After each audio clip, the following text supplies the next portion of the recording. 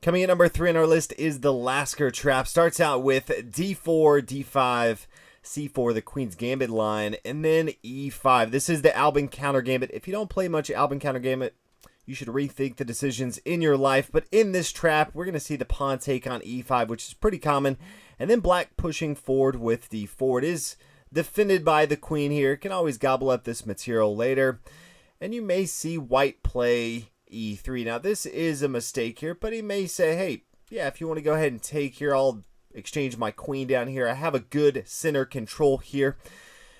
Black's, instead of taking, going to play his bishop to b4 check, and pretty common to see the bishop come to d2. And now we continue along with our trap, and that is the pawn taking here on e3. Now they could think that, yeah, I'll go ahead and take your bishop right here. This is a mistake by black, because then you're going to play your queen down here. The king's going to recapture.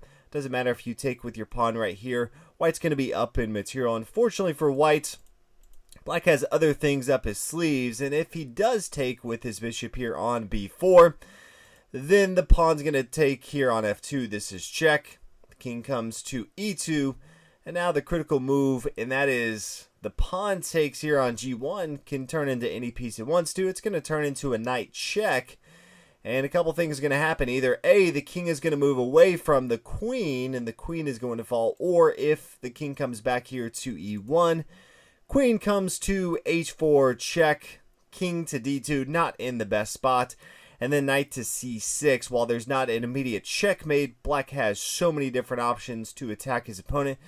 Not every day you can say that you have 3 knights on the board as well. That's a fun check mark that you get to put off your list of chess accomplishments all in of itself. So if nothing else, getting 3 knights for the Lasker trap, having your opponent fall in, and then just chase his king around the rest of the game gets its place to number 3 on the list.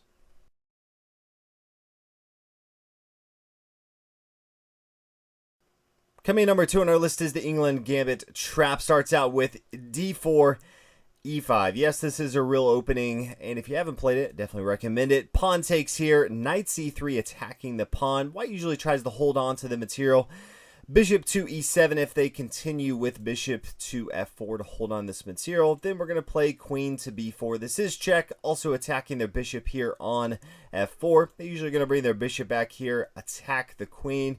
Queen's going to come take on b2. And then the failed move from white's standpoint is bishop c3. Feels like it's good. Attacking the queen, can't take the rook here on a1. It's defended by the knight on b1. But unfortunately, it's going to fail to bishop to b4. It's just no real good way for white to continue. If he tries to block off with his queen here, could just take with his bishop.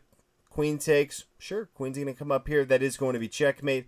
If instead takes with his knight here, sure, go ahead and take the rook here on a1. Knight comes back. Could see an exchange in the center of the board. Black is just, hey, free rook right here. So it does have some options. If instead of the queen coming here, could just take with the bishop here. Knight takes on b4, and there's just no real good way for white to continue. Wants to hold on to the rook here on a1, but if he plays knight to c3, well, that's going to fail. Just the queen takes here. If instead he brings his knight to a3 as well, trying to open up for the queen to protect this, that's also going to fail as well. So no real way to hold on to this. So really, while he thinks that the bishop coming here to c3 is going to net him a good position here in the center of the board, unfortunately that is the trap we are laying. Very easy for them to fall into, very easy for us to execute. So that is the England Gambit trap coming in at number 2.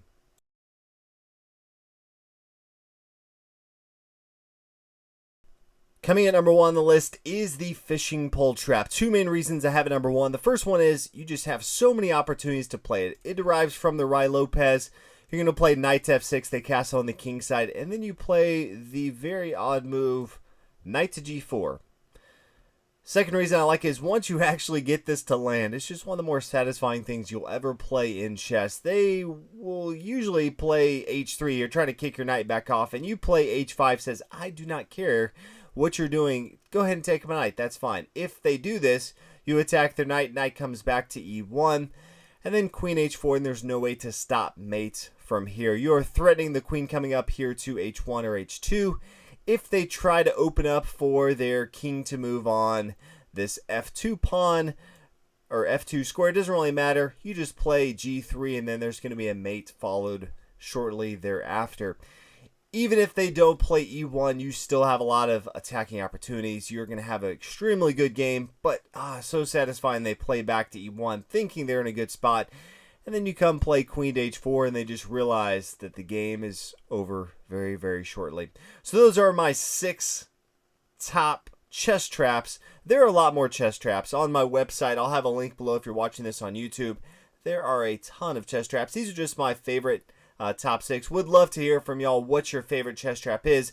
If you have one that you have actually had someone fall into, would love to know that as well. But thank you guys so much for watching.